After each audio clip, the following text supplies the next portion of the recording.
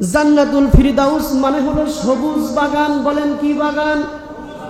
আল্লাহ তাআলা অন্যান্য 7টা জান্নাতের ভিতরে যত নিয়ামত দিয়েছেন, যা কিছু আল্লাহ তাআলা অন্যান্য 7টা জান্নাতের ভিতরে আল্লাহ তাআলা দিবেন, সবগুলা মিলাইয়া স্পেশাল ভাবে আল্লাহ তাআলা আরেকটা জান্নাত বানিয়েছেন। ওই জান্নাতের নাম হলো জান্নাতুল ফিরদাউস।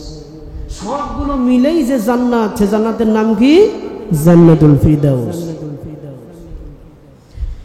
আল্লাহর নবী রাসূল সাল্লাল্লাহু আলাইহি ওয়াসাল্লাম বলেছেন, শোনো, ওই জান্নাতুল ফিরদাউস আল্লাহ পাক রব্বুল আলামিন যেটা তৈরি করেছে, ওই জান্নাতুল ফিরদাউসের উপরে আল্লাহ তাআলা আরশে আজিম নামের একটা সুন্দর জায়গা তৈরি করেছেন। আরশে আজিম তৈরি করেছেন। বলেন কি তৈরি করেছেন? আরশে আজিম তৈরি করেছেন। নবীজি আমার বলেছেন, শুধু আরশে আজিম না, বরং জান্নাতের ভিতরে 4টা নহর হবে, 4টা নদী হবে। আর এই 4টা নদীর প্রত্যেকটা নদী আল্লাহ তাআলা এই জান্নাতুল ফিরদাউসের ভিতর থেকেই অন্য অন্য জায়গায় নিয়ে গিয়েছে। বলেন সুবহানাল্লাহ। আল্লাহর নবীজি বলেছেন, আল্লাহ তাআলা নিজের হাতে 3টা জিনিসকে তৈরি করেছেন। নিজের হাত ব্যবহার করে আল্লাহ তাআলা 3টা জিনিসকে আমার রব্বুল আলামিন তৈরি করেছেন। তার ভিতরে প্রথম নম্বর হলো আদম সন্তান। আদম নবীকে যখন আল্লাহ পাক রব্বুল আলামিন তৈরি করেছিলেন, তার কুদরতি হাত ব্যবহার করে আদমকে তৈরি করেছিলেন। বলেন সুবহানাল্লাহ। 2 নম্বর হলো তাওরাত কিতাব, যেটা মুসা আলাইহিস সালাতু ওয়াস সালামের উপরে আল্লাহ পাক রব্বুল আলামিন নাজিল করেছেন। এই তাওরাত কিতাবটাকে আল্লাহ পাক রব্বুল আলামিন নিজের হাতে লিপিবদ্ধ করেছে। ভাইরা আমার, বন্ধুরা আমার, আর 3 নম্বরে নিজের হাতেই আল্লাহ তাআলা যেটা তৈরি করেছে, সেইটা হলো আপনার আমার সেই কাঙ্ক্ষিত জায়গা, নিয়ামতে ভরা জান্নাতুল ফিরদাউস। বলেন সুবহানাল্লাহ। আল্লাহ রাব্বুল আলামিন সুন্দর করে জান্নাত তৈরি করলেন। এখন এই জান্নাতে আপনাকে আমাকে যেতে গেলে কাজ করার দরকার আছে না নাই? নাকি এমনি এমনি জান্নাতে চলে যাবেন? পারবেন? আল্লাহ পাক রব্বুল আলামিন কোরআনুল কারীমের ভিতরে বললেন, এই জান্নাতুল ফিরদাউসের ভিতরে কারা প্রবেশ করবে? কোরআনুল কারীমের সূরাতুল কাহাফ 107 নম্বর আয়াতে আমার আল্লাহ পাক রব্বুল আলামিন বলেছেন, ইন্নাল্লাযীনা আমানু ওয়া আমিলুস সলিহাতি কানাত লাহুম জান্নাতুল ফিরদাউসি নুজুলা।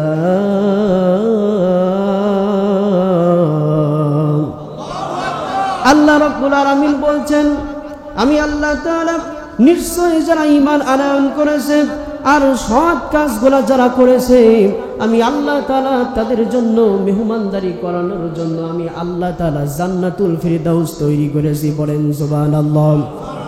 যারা ঈমান আনবে আর আমলে সলিহা করবে, তাদের জন্য জান্নাতুল ফিরদাউস। এখন দুনিয়াতে যতগুলো কাজ রয়েছে, আমলে সলিহা, ভালো ভালো কাজগুলো রয়েছে, এই ভালো কাজের ভিতরে প্রথম নম্বর যে ভালো কাজ, সেইটা হলো 5 ওয়াক্ত নামাজ আদায় করা। বলেন কি? 5 ওয়াক্ত নামাজ আদায় করা পৃথিবীর সব থেকে উত্তমতম কাজ। আপনি নামাজ আদায় করলে ঈমানদার থাকবেন, নামাজ ছেড়ে দিলে আপনি ঈমানদার হবেন না, বরং আপনি বেঈমান হয়ে যাবেন, কাফের হয়ে যাবেন। আল্লাহর নবীজি বলেছেন, ওই জান্নাতুল ফিরদাউসে যেতে গেলে প্রথম নম্বর কাজ হবে 5 ওয়াক্ত নামাজ আদায় করা। 2 নম্বরে তিনি বললেন ভালো কাজের আদেশ দেওয়া। কুনতুম খায়রা উম্মাতিন উখরিজাত লিন-নাস, তোমাদেরকে বাছাই করা হয়েছে পৃথিবীর মানুষদের ভিতর থেকে। তা'মুরুনা বিল মা'রুফি ওয়া তানহাউনা আনিল মুনকার, তোমাদের কাজ হবে এই দুনিয়াতে মানুষদেরকে সৎ কাজের আদেশ দেওয়া, অন্যায় কাজে বাধা প্রদান করা। এই কাজের জন্য আল্লাহ তাআলা বাছাই করে তোমাদের মুসলমান বানিয়ে দুনিয়ায় প্রেরণ করেছে। বলেন সুবহানাল্লাহ। তাহলে জান্নাতুল ফিরদাউসে যেতে গেলে 2 নম্বর কাজ হবে কি? মানুষের ভালো ভালো কথা বলা, সৎ কাজের আদেশ দেওয়া। ওই কাজগুলো শুনে বা ওই কাজগুলোর কথা বুঝে তারা যেন ভালো পথে আসতে পারে, এই জন্য এই কাজটা আপনাকে আমাকে করতে হবে। 3 নম্বরে যেটা করা লাগবে সেইটা হলো কোরআন তেলাওয়াত করা। আল্লাহ রাব্বুল আলামিন বলেছেন, ইন্নামাল মুমিনুনা আল্লাযীনা الذين إذا ذكر الله وجلت قلوبهم وإذا تليت عليهم آياته زادتهم إيمانا وعلى ربهم يتوكلون زربنا الله أكبر যারা ঈমানদার বলে দাবি করবেন আল্লাহ রাব্বুল আলামিন বলছেন ওই ঈমানদারদের সামনে যখন কোরআনুল কারীমের আয়াতগুলো তেলাওয়াত করা হয় ওই মানুষগুলোর ঈমানটা থরে থরে থরে বৃদ্ধি পেতে থাকে বলেন সুবহানাল্লাহ ঈমানদারদের কোরআনের কথা শুনলে ভালো লাগবে কিন্তু যারা ঈমানদার নয় ওরা যেই মাত্র কোরআনের হক কথা শুনবে বেগুনের মতো গাছ জ্বলবে বলেন ঠিক কিনা এখন ঈমানদার চিনার বড় একটা উপায় হচ্ছে কোরআনের মজলিসে যখন সে বসবে ইমাম সাহেব আলেম ওলামা যে কথাগুলা বলবে ওই কথাগুলো যদি তার হৃদয়ের ভিতরে ভালো লাগে গায়ের ভিতরে যদি চুলকানি না হয় বুঝতে হবে ওই ব্যক্তির ভিতরে ঈমান আছে বলেন ঠিক কিনা কিন্তু যার ভিতরে চুলকানি শুরু হয়ে যাবে বোঝা যাবে ও ব্যক্তি আসলে ঈমানদার না ও হচ্ছে টাটকা একজন মুনাফিক বলেন ঠিক কিনা এই জন্য কোরআন তেলাওয়াত করতে হবে 4 নম্বর হলো দান সাদকা করতে হবে জান্নাতুল ফিরদাউসে যেতে গেলে 4 নম্বর যে কাজ সেটা হলো জান্নাতের ভিতরে যেতে গেলে আপনাকে সাদকা করতে হবে দান করতে হবে as-sadaqatu taradul bala wa tujidu fi umri নবীজি আমার বলেছেন যখন কোন ব্যক্তিরা দান সাদকা করে আমার আল্লাহ তাআলা तमाम বিপদ আপদ বালা মুসিবত থেকে তাদের হেফাজত করে বলেন সুবহানাল্লাহ আর যখন কোন ব্যক্তি বেশি বেশি করে দান করবে ওই ব্যক্তির হায়াতটাকে বাড়িয়ে দেওয়া হবে ওই ব্যক্তির আয়ুটাকে বাড়িয়ে দেওয়া হবে 5 নম্বরে জান্নাতুল ফিরদাউসে যেতে গেলে যেটা করতে হবে সেইটা হলো জবানে মিথ্যা কথা বলা যাবে না বিপদ আসুক যত প্রকার কষ্ট আপনার আসুক না কেন আপনি মিথ্যা কথা বলতে পারবেন না একজন খাঁটি ঈমানদারের পরিচয় হলো যতই বিপদ আসুক না কেন সে মিথ্যা কথা বলবে মিথ্যা কথা পরিহার করতে হবে ভাইরা আমার বন্ধুরা আমার আর 6 নম্বর হলো হারাম টাকা পয়সা উপার্জন করা যাবে জান্নাতে যেতে গেলে হারাম টাকা পয়সা উপার্জন করা যাবে না নবীজি রাসূলুল্লাহ সাল্লাল্লাহু আলাইহি ওয়াসাল্লাম বলেছেন লা তাজুলু কদমা ইবনে আদম হাত্তা ইউসালু আন 50 আন উমরিহি ফিমা আফনাহু ওয়া আন শাবাবিহি ফিমা আবলাহু ওয়া আন মালিহি মিন আইনা ইকতাসাবাহু ওয়া ফিমা আনফাকাহু ওয়া মা আমিলা ফিমা আলিমা রাওয়াহু তিরমিজি নবীজি আমার বলেছেন কাল কিয়ামতের ময়দানে মানুষদের কাছে 5টা প্রশ্ন করা হবে জোর দিয়ে বলেন কয়টা 5টা প্রশ্ন করা হবে প্রথম নম্বর হলো আন উমরিহি তোমাকে যে হায়াত দেওয়া হয়েছিল আয়ু দেওয়া হয়েছিল 50 বছর 60 বছর এই সময়টা তুমি কোন কাজে ব্যয় করেছো ইসলামের কাজে ব্যয় করেছো নাকি ইসলামের বিপক্ষে কাজ করেছো ভাইরা আমার বন্ধুরা আমার এরপরে 2 নম্বর প্রশ্ন করা হবে ওয়াং শাবাবিহি ফি মাবলাহু ও বান্দা তোমাকে আল্লাহ তাআলা যে যৌবনকালের একটা শক্তি দিয়েছিল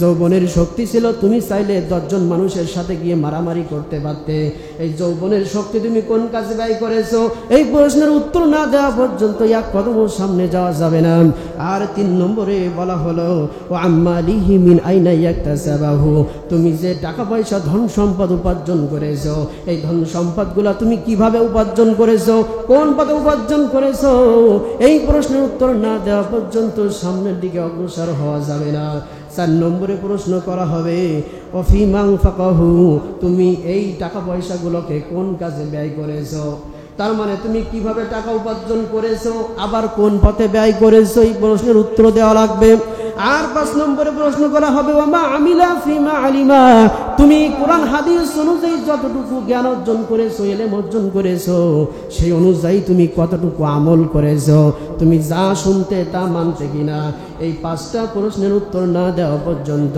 একটা বান্দাও কিয়ামতের ময়দানে এক কদম সামনের দিকে যেতে পারবে না বলেন সুবহানাল্লাহ এই জন্য আপনাকে আমাকে কি করতে হবে হারাম উপার্জন করলে হবে না ভালোভাবে সুন্দর পথে অর্থ টাকা পয়সা উপার্জন করতে হবে তার কারণ আপনার শরীরের ভিতরে যদি হারাম অর্থ ঢুকে যায় আর ওই হারাম খাদ্যবস্তুগুলা আপনার শরীরের ভিতরে ঢোকার মাত্র আপনার শরীরে যে সমস্ত রক্ত তৈরি হবে ওই রক্ত আর যাই হোক না কেন আপনাকে জান্নাতে নিতে পারবে ঠিকানা হয়ে যাবে কিন্তু জাহান্নাম ভাইরা আমার, বন্ধুরা আমার, তাহলে বুঝলাম জান্নাতুল ফিরদাউসে যেতে গেলে এই কাজগুলা করা লাগবে। এবার আসেন 2 নম্বর স্তর। ওই জায়গাটার নাম হলো জান্নাতুন নাঈম। নাম কি? জান্নাতুন নাঈম মানে হলো প্রাচুর্যে ভরপুর এমন একটা জায়গা যেখানে কোনো কিছুর অভাব নাই। আমার আল্লাহ তাআলা জান্নাতুন নাঈমকে এমন ভাবে সুসজ্জিত করেছে, যা যা প্রয়োজন, আপনার যতটুকু প্রয়োজন তার থেকে আরো বেশি বেশি পরিমাণে আল্লাহ তাআলা ওই জায়গায় রেখেছে। বলেন সুবহানাল্লাহ। এই জান্নাতুন নাঈম এই জন্য নামকরণ করা হয়েছে। ভাইরা আমার, বন্ধুরা আমার, সূরাতুল কলামের 34 নম্বর আয়াতে এই জান্নাতুন নাঈমের বর্ণনা দিতে গিয়ে আল্লাহ তাআলা বলেছেন, ইন্নালিল মুত্তাকিনা ইনদা রাব্বিহিম জান্নাতিন নাঈম। জোরে পড়েন আল্লাহু আকবার। ইন্নালিল মুত্তাকিনা ইনদা রাব্বিহিম জান্নাতিন নাঈম।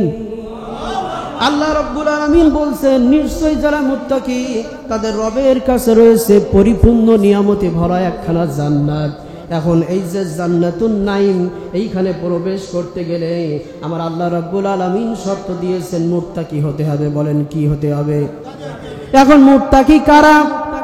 আব্দুল্লাহ ইবনে আব্বাস রাদিয়াল্লাহু তাআলা আনহু এই মুত্তাকি কারা এটার ব্যাখ্যা দিতে গিয়ে 3টা জিনিস উল্লেখ করেছেন। বলেন কয়টা? যখন কোনো ব্যক্তি 3টা কাজ করতে পারবে ওই ব্যক্তি হচ্ছে একজন মুত্তাকি ব্যক্তি। আর এই মুত্তাকি ব্যক্তি অবশ্যই অবশ্যই জান্নাতুল এমনিভাবে নাঈমের ভিতরে প্রবেশ করবে। আর এই মুত্তাকি ব্যক্তির প্রথম নম্বর পরিচয় হলো ও আল্লাহ ছাড়া পৃথিবীর অন্য কারোর সামনে মাথা নত করে না। জান্নাতুন নাঈমে যেতে গেলে প্রথম নম্বর কোয়ালিটি হলো শিরিক করা যাবে না। আল্লাহ হচ্ছেন এক, আল্লাহ দ্বিতীয়, ইনিল হুকমু ইল্লা লিল্লাহ। আপনার বিধান দিয়েছেন যিনি, তার বিধানটাকেই পালন করতে হবে। যিনি সব কিছু সৃষ্টি করেছে তাকেই মানতে হবে। যত বিপদ আপদ বালা মুসিবত আসুক না কেন, এমনি ভাবে আপনাকে শিরিক করা যাবে না। এখন মুত্তাকি হলো সেই ব্যক্তি যে কখনো শিরিক করে না। পড়েন সুবহানাল্লাহ। 2 নম্বর হলো কবিরা গুনাহ। কবিরা গুনাহ অত্যন্ত ভয়ঙ্কর একটা অপরাধ। ইমানদার বলে যে দাবি করবে, মুত্তাকি বলে যে দাবি করবে, ওই বান্দাকে মেরে কেটে কেটে টুকরো টুকরো করা হলেও সে কখনো কোনো সময় এমনিভাবে কবিরা গুনাহ করতে পারে না। বলেন ঠিক কিনা? কবিরা গুনাহ থেকে যে বেঁচে থাকে ওই ব্যক্তি হচ্ছে মুত্তাকি। আর 3 নম্বর হলো যে তার জবান দিয়ে অশ্লীল কথাবার্তা বলে না, তার শরীরের অঙ্গ প্রত্যঙ্গ ব্যবহার করে কোনো খারাপ কাজ সে করে না, জবান দিয়ে মিথ্যা কথা বলে না, এমন কোনো কথা বলে না যেটা ইসলামের বিপক্ষে চলে যায়। নবীজি আমার বলেছেন, যে ব্যক্তি অশ্লীল কথাবার্তাগুলো পরিহার করে চলে, এক কথায় জবান দিয়ে ভালো ভালো কথাগুলো যে বলে, ওই ব্যক্তি হলো মুত্তাকি। আর ওই মুত্তাকি ব্যক্তির জন্য আল্লাহ পাক রব্বুল আলামিন জান্নাতুল নাঈম তৈরি করেছে। বলেন সুবহানাল্লাহ। এরপরে হচ্ছে জান্নাতের 3 নম্বর স্তর যেটা, সেইটা হলো জান্নাতুল মাওয়া। সুবহানাল্লাহ বলেন। এই জান্নাতুল মাওয়া মানে হচ্ছে প্রকৃত আবাসস্থল। নেককার যারা দুনিয়ায় মৃত্যুবরণ করে আর আল্লাহ রাব্বুল আলামিনের ইসলাম প্রতিষ্ঠা করার জন্য যারা শহীদ হয়ে যায়, ওই মানুষগুলার রূহগুলোকে ফেরেশতারা নিয়ে এই জান্নাতুল মাওয়ার ভিতরে রেখে দেয়। বলেন সুবহানাল্লাহ। ওই বান্দার রূহগুলোকে জান্নাতুল মাওয়ার ভিতরে রেখে দেওয়ার পরে আর তাদেরকে সেখান থেকে বের করা হয় না। এই জন্যই জান্নাতের নাম হলো জান্নাতুল মাওয়া। আল্লাহ পাক রব্বুল আলামিন বলেন, আম্মাল্লাযীনা আমানু ওয়া আমিলুস সালিহাতি ফালাহুম জান্নাতুল মাওয়া নুজুলাম বিমা কানু ইয়ামালুন। জোরে পড়েন আল্লাহু আকবার। আল্লাহ রাব্বুল আলামিন বলছেন, যারা ঈমান আনবে আর যারা নেক কাজগুলো করবে তাদের এই 2টা আমলের বিনিময়ে পুরস্কার স্বরূপ আল্লাহ তাআলা এই জান্নাতুল মাওয়া দেবেন। পড়েন সুবহানাল্লাহ। যারা ঈমান আনবে আর নেক কাজগুলো করবে, পুরস্কার হিসেবে আল্লাহ তাআলা তাদের এই জান্নাতুল মাওয়া দান করবেন। শুধু তাই নয়, আরো একটা কাজ আপনাকে আমাকে করতে হবে। ওয়া আম্মা মান খাফা মাকামা রাব্বিহি ওয়া নাহান নাফসা আনিল হাওয়া ফাইন্নাল জান্নাতা হিয়াল মাওয়া। জোরে পড়েন আল্লাহু আকবার। আর একটু জোরে পড়েন আল্লাহু আকবার। আল্লাহ রাব্বুল আলামিন সূরাতুন নাজিয়াতের ভিতরে বলে দিলেন 40 নম্বর আয়াতে, যে বান্দা আল্লাহকে ভয় পাওয়ার পরে অন্যায় কাজ থেকে দূরে থাকে, আল্লাহর কাছে গিয়ে দাঁড়াতে হবে, আল্লাহর সামনে গিয়ে আমার তামাম জীবনের হিসাব নিকাশ দিতে হবে, এই ভয়টা হৃদয়ের ভিতরে নিয়ে যারা খারাপ কাজগুলা থেকে দূরে থাকে, আমার আল্লাহ পাক রব্বুল আলামিন বলেছেন ওই মানুষগুলা অবশ্যই অবশ্যই আল্লাহ রব্বুল আলামিনের জান্নাতুল মাওয়ার অধিকারী হবে। বলেন সুবহানাল্লাহ। এখন এইখানে একটা কথা বলা হলো, ইমানদার হতে হবে। এখন ইমানদার কারা? তিনটা জিনিসের সমন্বয় হলো ইমানদার। একটা মানুষের ভিতরে তিনটা গুণ যদি থাকে, ওই ব্যক্তি পরিপূর্ণ ইমানদার। আর এই তিনটা গুণের ভিতর থেকে একটাও যদি কারোর বাতিল হয়ে যায়, মিস হয়ে যায়, ওই ব্যক্তি পরিপূর্ণ ইমানদার থাকে না, বরঞ্চ সে হয়ে যায় মুনাফিক। বলেন নাউজুবিল্লাহ। ইমানদার হতে গেলে তিনটা জিনিস লাগবে। প্রথম নম্বর হলো এই জবান দিয়ে কালিমা পড়তে হবে। কি পড়তে হবে? লা ইলাহা ইল্লাল্লাহ মুহাম্মাদুর রাসূলুল্লাহ। আমি আল্লাহর পরে ঈমান আনলাম, আল্লাহ ছাড়া কোনো মাবুদ নাই, কোনো রব নাই, কোনো ইলাহা নাই, আর আমার নেতা হলো নবী রাহমাতাল লিল আলামিন। বলেন সুবহানাল্লাহ। এইটা জবান দিয়ে বলতে হবে, আর এই জিনিসটাকে হৃদয় দিয়ে বিশ্বাস করতে হবে যে আমি আল্লাহর পরে ঈমান আনয়ন করলাম। এখন আমাদের ভিতরে এই দুইটা জিনিস পাওয়া যায়। মানুষ জবান দিয়ে পড়ে লা ইলাহা ইল্লাল্লাহ, আবার হৃদয় দিয়েও বিশ্বাস করে যে আল্লাহ আছে, জান্নাত আছে, জাহান্নাম আছে, কিন্তু 3 নম্বরটা আপনি আমি পালন করি না। সেইটা হলো আল্লাহর তামাম বিধানগুলো যেটা নবীর পরে নাজিল করা হয়েছে, ওই তামাম বিধানগুলো পালন করা। বলেন ঠিক কিনা? কিন্তু আমরা নামে মুসলমান, কারণ মুখে লা ইলাহা ইল্লাল্লাহ পড়ি, আবার হৃদয় দিয়ে বিশ্বাস করি, কিন্তু আমল, এখন আমল যদি না করেন তাহলে আপনি হচ্ছেন মুনাফিক। আপনি কি? وَمِنَ النَّاسِ مَن يَقُولُ آمَنَّا بِاللَّهِ وَبِالْيَوْمِ الْآخِرِ وَمَا هُمْ بِمُؤْمِنِينَ। আল্লাহ তাআলা বলছেন তোমাদের ভিতর থেকে কিছু সংখ্যক মানুষ রয়েছেন যারা বলে আমরা আল্লাহকে বিশ্বাস করি, আখিরাতকে বিশ্বাস করি, কিন্তু তারা আমল করে না। বলেন কি করে না? ওয়ামা হুম বিমুমিনিন, তারা কিন্তু মুমিন না, তারা কিন্তু মুমিন না। এই কথাটা কিন্তু আমি বলি নাই, বলেছেন কে? শুধুমাত্র মুখে বলবেন আর বিশ্বাস করবেন, কিন্তু আমল করবেন না, আল্লাহকে মানবেন না, আপনি ইমানদার হতে। একান্ত উপস্থিতি আল্লাহর গোলামেরা, ভাইরা আমার, বন্ধুরা আমার, এই জন্য জান্নাতুল মাওয়ার ভিতরে যেতে গেলে আপনাকে আমাকে ইমানদার হতে হবে। এরপরে 4 নম্বর যে জান্নাত, সেইটা হলো জান্নাতুল আদন। এই জান্নাতুল আদন মানে হলো প্রতিষ্ঠিতভাবে, স্থায়ীভাবে যারা বসবাস করবে, ওই জায়গাটার নাম হলো জান্নাতুল আদন।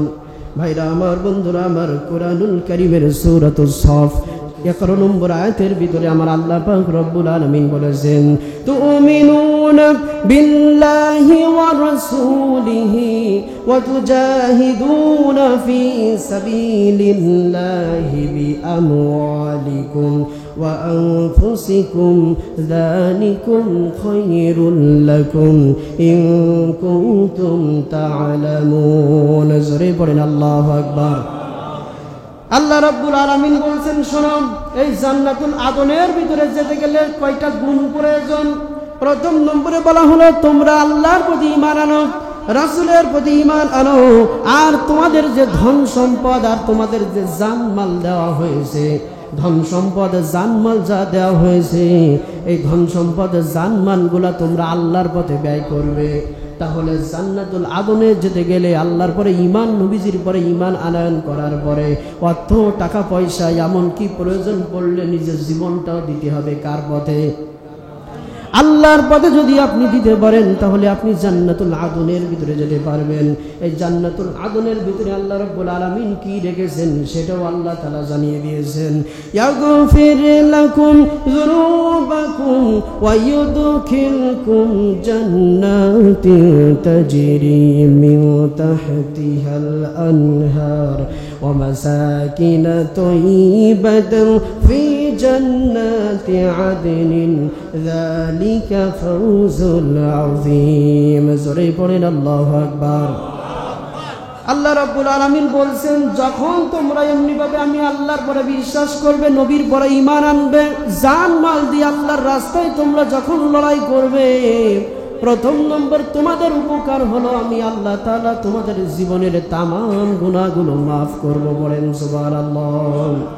এই তোমাদের গুনাহগুলোকে মাফ করে দিয়ে এমন একটা জান্নাতের ভিতরে আমি আল্লাহ তাআলা তোমাদেরকে প্রবেশ করাবো যে জান্নাতের তলা দিয়ে নদী নহর প্রবাহিত হয়ে গেছে। বলেন সুবহানাল্লাহ।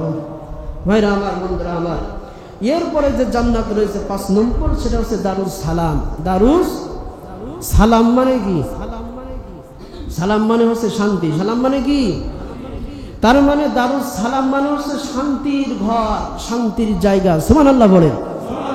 আল্লাহ রাব্বুল আলামিন এই যে জান্নাত তৈরি করেছে দারুস সালাম, এই জান্নাতের ভিতরে যেতে গেলে নবীজি আমার বেশি না মাত্র একটা বড় আমল করতে বলেছে, করা যাবে।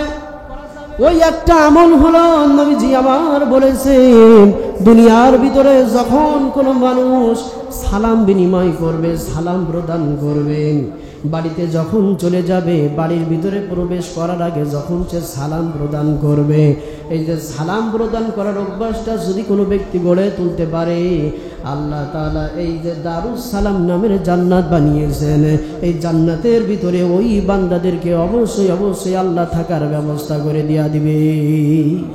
এজন্য সালাম দিতে হবে সব সময়। এরপরে 6 নম্বর হলো দারুল খুলদ। ভাইরা আমার, বন্ধুরা আমার, দারুল খুলদ মানে হলো স্থায়ী হয়ে যাওয়া। জান্নাতের যেখানে স্থায়ীভাবে মানুষ থাকবে, কখনো তাদেরকে বের করে দেওয়া হবে না, এই জায়গাটার নাম হলো এই দারুল খুলদ। ওইখানে ঢুকলে তাদেরকে বের করে দেওয়া হবে না, তাড়িয়ে দেওয়া হবে না, কষ্ট পাবে না।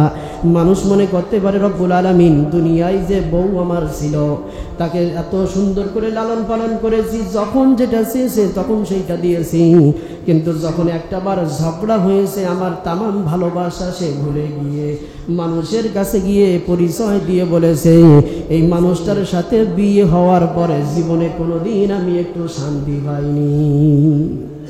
এমন নারী আছে না নাই? কিন্তু এই যে জান্নাত দেবেন আল্লাহ তাআলা, এই যে সুন্দর যে জান্নাতের কথা বলা হচ্ছে দারুল খুলদ, এই জান্নাতের ভিতরে মানুষ যাওয়ার পরে এই পেরেশানিগুলো আর হবে না। তার কারণ জান্নাতের ভিতরে যে হুরগুলো দেওয়া হবে, তারা দুনিয়ার নারীদের মতো আপনার সাথে ঝগড়া করবে না, কোনো কিছু দিতে না পারলে রাগ করবে না, বরঞ্চ তারা সবসময় আপনাকে এমনিভাবে সেবা যত্ন ভালোবাসা দিতেই থাকবে। বলেন সুবহানাল্লাহ। 7 নম্বর হলো জান্নাতুল মাকাম। এটাও একটা জান্নাতের স্থায়ী বাড়ি। ভাইরা আমার, বন্ধুরা আমার, সূরাতুল ফাতিরের ভিতরে আল্লাহ রাব্বুল আলামিন জানিয়ে দিয়েছেন, দুনিয়ায় যারা আল্লাহকে বিশ্বাস করেছে আর নবীকে যারা নেতা হিসেবে পালন করেছে, ওই মানুষগুলোকে অবশ্যই অবশ্যই আমার আল্লাহ তাআলা এই জান্নাতুল মাকাম নামক জান্নাতে প্রবেশ করাবে। বলেন সুবহানাল্লাহ। বাকি থাকলো একটা জান্নাত, সেটা হচ্ছে দারুল কারার। এই দারুল কারার বলা হয় এমন একটা জান্নাত যার শুরু আছে কিন্তু শেষ। এমন বড় একটা জান্নাত যে মানুষ যদি কিয়ামতের আগ পর্যন্ত হাঁটতেই থাকে, ওই জান্নাত তার পক্ষে ঘুরে শেষ করা সম্ভব হবে না। বলেন সুবহানাল্লাহ। এই জান্নাতগুলো মানুষ আল্লাহ রাব্বুল আলামিন তাদেরকে দেবেন যারা দুনিয়াতে দুঃখ কষ্ট যন্ত্রণা ভোগ করে, কষ্ট পেয়েছে, কিন্তু আল্লাহকে ভুলে যায়নি, আল্লাহর ইবাদত বন্দেগী করেই গেছে জান্নাতের আশায়, জান্নাতের আশায় সারাটা জীবন ধরে আল্লাহর পথে চলেছে, কাউকে কষ্ট দেয় নাই। এই জাতীয় মানুষগুলোকে আল্লাহ রাব্বুল আলামিন এই জান্নাতের ভিতরে প্রবেশ করাবে। বলেন সুবহানাল্লাহ। ভাইরা আমার, বন্ধুরা আমার, আজকের আলোচনার ভিতর দিয়ে যে কথাটা আমি বলছিলাম বারবার করে, যে জান্নাতে যেতে গেলে আস-সালাতু মিফতাহুল জান্নাহ। নবীজি আমার বলেছেন, নামাজ হচ্ছে জান্নাতের চাবি। নামাজ কি? নামাজ যে পড়ে সে ব্যক্তি ঈমানদার, আর যে নামাজ ছেড়ে দেয় তার আর ঈমান থাকে। এখন অনেকেই আছে নামাজ পড়ে, কিন্তু এই মানুষগুলো কি করে জানেন? জামাতে নামাজ পড়তে চায় না। ভাইরা আমার, বন্ধুরা আমার, একটুখানি সময় দিয়েন। জামাতে নামাজ পড়তে এরা মনে করে যে নামাজ পড়লেই হলো। ভাইরা আমার, বন্ধুরা আমার, জামাতের গুরুত্ব কম না বেশি? যদি বলেন আল্লাহর নবীজির সাহাবী আব্দুল্লাহ আনসারী রাদিয়াল্লাহু তাআলা আনহু মসজিদের ভিতরে নামাজ পড়ার পরে দ্রুত বের হয়ে চলে যায়। এখন আব্দুল্লাহ ইবনে উমর রাদিয়াল্লাহু তাআলা আনহু তিনি তাকিয়ে দেখে যে নবীজির সাহাবী আব্দুল্লাহ আনসারী রাদিয়াল্লাহু তাআলা আনহু নামাজ পড়েই বাড়ি মসজিদ থেকে বের হয়ে যায়। সবার শেষে মসজিদে আসে, আবার সবার আগে মসজিদ থেকে বের হয়ে চলে যায়। নবীজির কাছে রাগান্বিত হয়ে ওমর ইবনুল খাত্তাবকে নালিশ করলেন, হুজুর আপনার একজন সাহাবী রয়েছে আব্দুল্লাহ আনসারী, সে সবার শেষে মসজিদে আসে, সবার আগে মসজিদ থেকে চলে যায়, ওর একটা ব্যবস্থা নিতে হবে।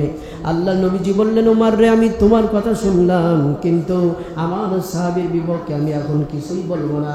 তার কারণ হলো আমাকে খুঁজে বের করতে হবে এই সাহাবী কেন নামাজ পড়ে তাড়াতাড়ি চলে যায়। বলেন সুবহানাল্লাহ। আল্লাহর নবীজি চারজন সাহাবীকে সাথে নিয়ে আব্দুল্লাহ আনসারী রাদিয়াল্লাহু তাআলা আনহুর বাড়ির ভিতরে চলে গেলেন। আব্দুল্লাহ আনসারী রাদিয়াল্লাহু তাআলা আনহুর বাড়ির নিকটে যাওয়ার পরে নবীজি আমার তার জবান দিয়ে সালাম প্রদান করলেন, কিন্তু ঘরের থেকে কোনো আওয়াজ আসলো না। নবীজি সালাম দিলেন কিন্তু আওয়াজ আসলো না। দ্বিতীয়বার নবীজি আবার একটু জোর গলায় সালাম প্রদান করলেন, কিন্তু বাড়ির ভিতর থেকে কোনো আওয়াজ নাই। নবীজি আবার তৃতীয়বার যখন সালাম প্রদান করলেন, তখন ঘরের দরজা খুলে দৌড়াইতে দৌড়াইতে কাপড় পরিধান করতে করতে আব্দুল্লাহ আনসারী রাদিয়াল্লাহু তাআলা আনহু নবীজির সালামের উত্তর দিয়ে সামনে চলে আসলেন। পড়েন সুবহানাল্লাহ। আল্লাহর নবীজি বললেন, ও আমার সাহাবী তুমি কি জানো না আমি নবীজি যদি একবার রাগান্বিত হয়ে যায় তোমার জীবন বরবাদ। আমি নবীজি তোমার বাড়িতে আসার পরে 3টা বার সালাম প্রদান করলাম, 2টা বার সালামের কোনো উত্তর আমি কেন পাই নাই? আব্দুল্লাহ আনসারী রাদিয়াল্লাহু তাআলা আনহু চোখের পানি ছেড়ে দিয়ে কাঁদেন, ইয়া রাসূলুল্লাহ ইয়া হাবিবাল্লাহ, আমার স্ত্রী বাড়ির ভিতরে, আমার সন্তান বাড়ির ভিতরে, আমার একটা মাত্র ভালো কাপড় রয়েছে। আমি নামাজ আদায় করার জন্য যখন মসজিদে যাই, আমার স্ত্রী ওই ভালো কাপড়টা খুলে আমাকে দেয়। আমার স্ত্রী বাড়ির ভিতরে গর্ত করে রাখা একটা জায়গা, ছেঁড়া কাপড় পরে ওই গর্তের ভিতরে সে লুকিয়ে থাকে। ওই কাপড় পরিধান করে আমি নামাজে যাই, জামাত মিস করি না। বলেন সুবহানাল্লাহ। ছেঁড়া কাপড় পাল্টাইয়া একটা কাপড় পরে মসজিদে যাই, নামাজ আদায় করি। নামাজ যেই মাত্র শেষ হয়ে যায়, আমি জানি আমার পরে শুধু নামাজ ফরজ ছিল না, আমার স্ত্রীর পরেও ফরজ। আমি এইটা চিন্তা করে আমার স্ত্রী নামাজ আদায় করবে এইটা ভেবে দ্রুত বেগে আমি বের হয়ে যাই। আবার বাড়িতে যখন চলে আসি, আমার স্ত্রীকে ওই কাপড়টা খুলে দেই, সে নামাজ আদায় করে। ও আল্লাহর নবী বাড়িতে আসার পরে কাপড় খুলে আমার স্ত্রীকে যখন দিলাম, সে যখন নামাজে দাঁড়িয়েছে, আপনি ওই সময় সে সালাম প্রদান করেছেন। এখন আমি আমার স্ত্রীর শরীর থেকে নামাজরত অবস্থায় কিভাবে কাপড় খুলে নেব? ওগো নবীজি, এই জন্য আমি আপনার প্রথম সালামের উত্তর দিতে পারি নাই। দ্বিতীয়বার যখন সালাম দিয়েছেন, নামাজ এখনো শেষ হয় নাই। তৃতীয়বার যেই মাত্র আপনি সালাম দিয়েছেন, আর দেরি করি নাই, আমার স্ত্রীর শরীরের ভিতর থেকে কাপড়খানা তাড়াতাড়ি নিয়ে এই দেখেন কাপড় পরতে পরতে আমি আপনার সামনে এসে গেছি। আল্লাহ নবীজি কেঁদে কেঁদে আব্দুল্লাহ আনসারী রাদিয়াল্লাহু তাআলা আনহুকে জড়িয়ে ধরে বললেন, ও আমার সাহাবী, তোমার এত কষ্ট একটা মাত্র কাপড় থাকার পরেও তুমি যে জামাত না ছেড়ে দিয়ে জামাতে গিয়ে তুমি নামাজ আদায় করেছো, আমি আল্লাহর নবী তোমার পরে খুশি হয়ে গেলাম, আর আমার আল্লাহও নিশ্চয়ই তোমার পরে খুশি হবে। বলেন সুবহানাল্লাহ। ওই সময় ওমর রাদিয়াল্লাহু তাআলা আনহু ঘরের ভিতরে উঁকি মেরে দেখে একটা ছোট্ট বাচ্চা, 4-5 বছর 6-7 বছর বয়স হবে, ঘরের মধ্যে বেঁধে রাখা দড়ি দিয়ে। ওমর রাদিয়াল্লাহু তাআলা আনহু নবীজিকে বললেন, ইয়া রাসূলুল্লাহ, ঘরের ভিতরে একজন বাচ্চাকে বেঁধে রাখা হয়েছে, কেন বেঁধে রাখা একটু শোনেন। আব্দুল্লাহ আনসারী রাদিয়াল্লাহু তাআলা আনহুর কাছে বলা হলো, তুমি এই কাজগুলো ভালো করেছো, কিন্তু ছোট্ট একটা বাচ্চাকে ঘরে কেন বেঁধে রেখেছো? তখন আব্দুল্লাহ আনসারী ডাক দিয়ে বলছেন, ওগো নবীজি, আপনি বলেছেন যে মানুষটা হারাম খায়, যে মানুষটার শরীরের ভিতরে হারাম অর্থ বা হারাম খাদ্য দিয়ে রক্ত তৈরি হয়, ওই মানুষটা কখনো আল্লাহর জান্নাতে যেতে পারবে না। ওগো নবীজি, আপনি আমার বাড়ির ওই কর্নারে তাকিয়ে দেখেন, ওই যে পাঁচিলের ওই পাশে একজন ইহুদির বাগান, তার গাছ একটা আমার বাড়ির আঙ্গিনায় এসে পড়েছে, খেজুর গাছ। ওই গাছের ফলগুলো মাঝে মধ্যে এমনিভাবে পেকে যখন নিচে পড়ে যায়, আমার এই ছোট্ট সন্তান দৌড়াইয়া ওই গাছতলায় গিয়ে ওই ওই যে ফলগুলা রয়েছে সেইগুলো নিয়ে সে খাইতে থাকে। এখন ও যদি ওই চুরি করা জিনিসগুলা খায় বা না সে খায়, তাহলে সে তো জাহান্নামী, তার সাথে আমাদেরও জাহান্নামী হতে হবে। ওগো নবীজি, এই জন্য আমার সন্তানকে মাঝে মধ্যে নামাজে যখন যাই, আমি আমার সন্তানকে কন্ট্রোল করার জন্য বাড়ির ভিতরে খুঁটির সাথে বেঁধে রাখি। বলেন সুবহানাল্লাহ। আজকের তারা জান্নাতি আমরা হতে পারি না কেন? তার কারণ আমাদের সন্তানগুলো যদি চুরি ছিনতাই এমনিভাবে মানুষের টাকা পয়সা নিয়ে বাড়িতে আসে, ওতে ওর কোনো সমস্যা নেই। এই স্ত্রীগুলা যদি স্বামীর কাছে কৈফিয়ত চাইতো যে তোমার এই সম্পদগুলো হাজার হাজার টাকা দেখি তুমি বাড়িতে নিয়ে আসো, এই টাকাগুলো তুমি কিভাবে নিয়ে এসেছো, এটা হারাম পথে না হালাল পথে, এইটা যদি ওই স্ত্রী জিজ্ঞাসা করতো, একটা পুরুষ মানুষও হারাম খাইতে সাহস পেত না। বলেন ঠিক কিনা? তো সম্মানিত হাজিরিন ভাইরা আমার, আসুন আমরা নিয়ত করি হারাম খাবো না। জান্নাতে যাওয়ার জন্য যতগুলো কাজ করার দরকার, যে কথাগুলো বলেছি, আল্লাহ তাআলা আমাদের জন্য বুঝতে আমলে তৌফিক দেন। আমরা সকলে বলছি আল্লাহুম্মা আমিন।